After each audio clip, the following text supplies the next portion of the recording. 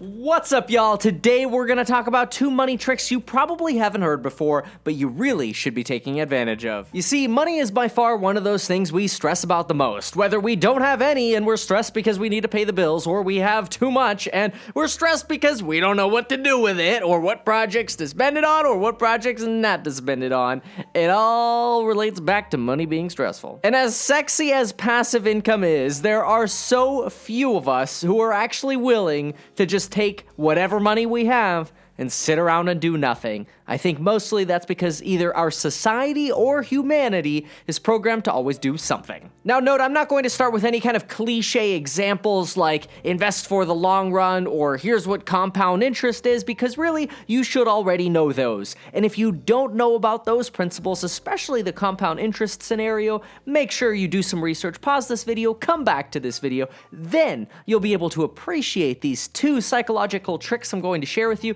and you'll be able to share those tricks with your friends and family. Because much like Starbucks, who doesn't like to share?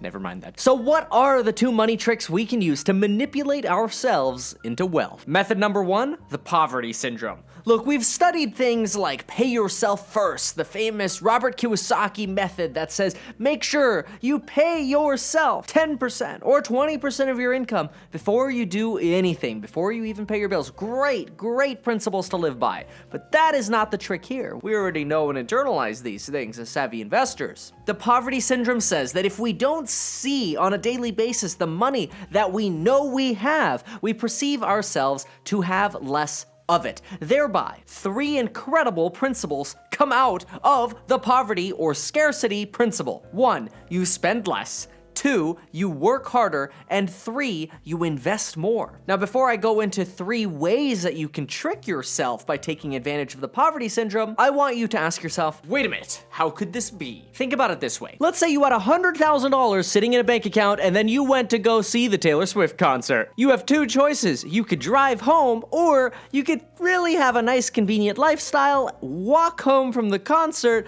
and stay in a $495 Airbnb. If you had $100,000 sitting in a bank account and you knew that because you just deposited a check into your Chase account, or you just checked the balances because you had to Zelle somebody, note it's not Zelly like some people say, then $495 would be perceived to be a drop in the bucket. But now let's say you had $95,000 in a stock account and only $5,000 in your personal checking account. Your psychology would say, whoa, I don't know, do I want to spend 10% of the money that I have in my checking account on an Airbnb? And then, of course, there are going to be some of you that go, well, wait a minute, come on. If I got $95,000 over there, I could just transfer over the $495. But see, this is where the beauty of the psychological benefit of the poverty syndrome comes into play. Once the money has been placed in the stock account, whether or not you have actually bought any stocks, even just merely cashing the money into, say, a TD Ameritrade account, you will be very reluctant to say to yourself, I'm gonna take that money out of my investments to spend it on this Airbnb, because now you're directly robbing from the effort you made to invest. You're robbing from your future, and that is a very difficult threshold to get over. As a result, you're much better having very, very little money in your actual daily use checking accounts. Here's how you can hide your money. There's the old school method of buying bullion or gold coins and putting them in a safe or trapdoors in an attic, in a basement, or in walls. Yet more people lose money that way, not because of the value or the fluctuations in gold currency, but mostly because people forgot where they put it.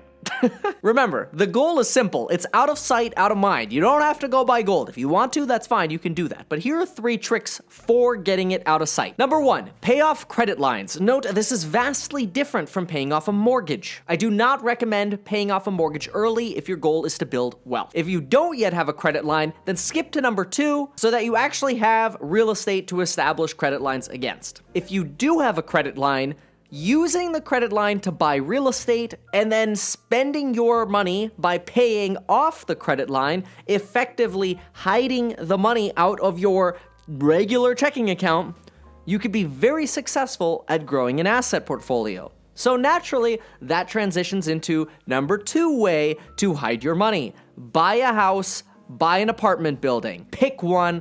I don't care. Buy something. Because when you have to save up money because you're about to close escrow on a house, you're not going to be spending frivolously. If you just closed escrow on a house and now you're out of money, you will be winning via the poverty syndrome. You'll have a massive asset and you'll also have very little money available in your account. And that's great because, again, it'll force you to work harder, invest more, and spend less.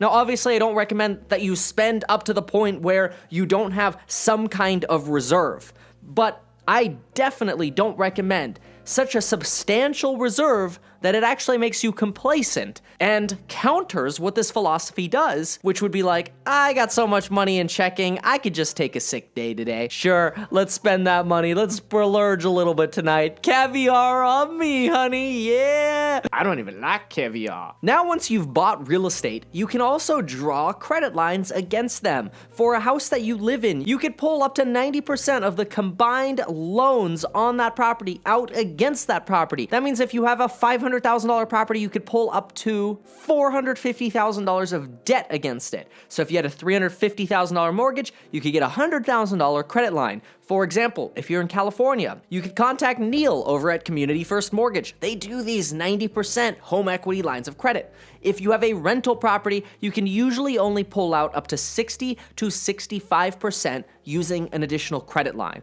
But hey, if you have a paid off rental property and you really don't want to mortgage it, great opportunity to put a credit line against it and use that credit line to help you extrapolate your wealth while at the same time having the flexibility to pay down that credit line and reduce your monthly payments on a regular basis. And of course, if you want to learn more about real estate investing, make sure to check the link in the description for an amazing real estate investing course. Whether you're a beginner or an advanced investor, you are going to learn so much. I guarantee you're going to love the content, and I seriously mean that. You can get a refund all the way up to December 31st if you enroll now for the introductory price of $199. That sounds really salesy, but seriously, click the link. You're going to see an incredible table of contents that's going to get covered. It's just going to blow your mind. I don't care how much experience you have in real estate. The number 3 method to hide your wealth is buy stocks. Now, obviously, I've made videos before where I encourage you to transfer money from your checking accounts regularly. Every single week, draft out $100, $250, $500,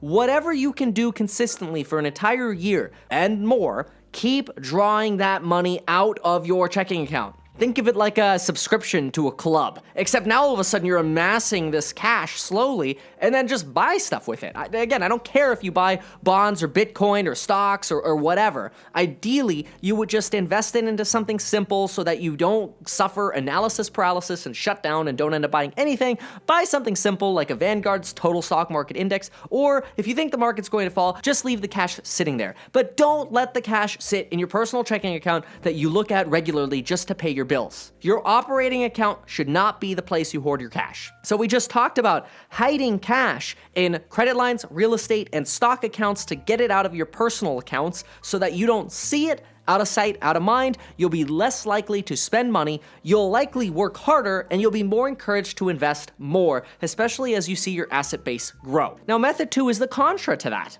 Method 2 says, never ever carry credit card balances. Look, folks, I'm a credit card enthusiast. I got lots of credit cards. It is what it is.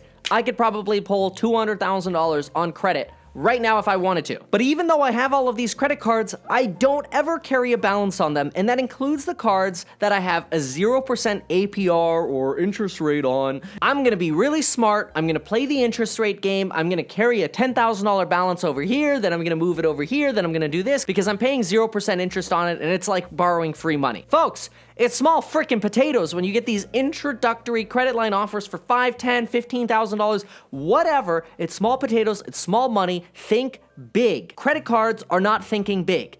Instead, here's what happens. When you have credit card balances, you will actually demotivate yourself from working harder because you'll feel like you're just working to be able to have enough cash to pull the trigger and pay off that card at any moment if you so chose to, or because the balance came due and you had to start paying interest on it.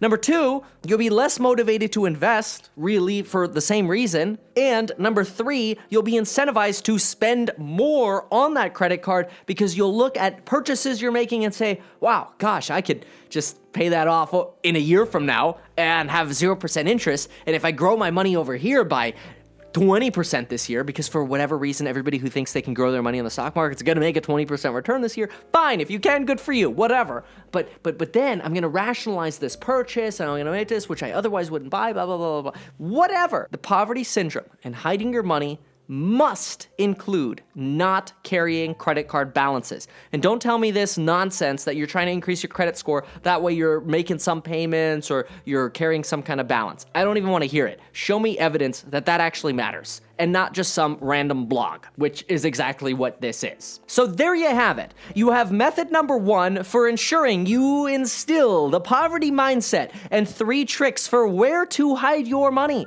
Note that you have to understand the principles of long-term investing, the principles of compound interest, and you must hide your money, not in your personal checking account or that checking account you check on a regular basis. You must offload it into either stocks, real estate, stock accounts, gold accounts, Bitcoins. I don't really care where you put it. Just open up another bank account that you rarely log into and put the money there if you want to.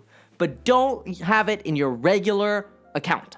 You want to feel poor. Think about the Taylor Swift example we had. And number 2, never carry balances on your credit cards. Psychologically, if you follow these 2 methods, you'll be able to trick your way into wealth, and then you'll have a lot more time to follow me on Instagram or to buy and learn from the real estate course, links in the description. Thanks for watching.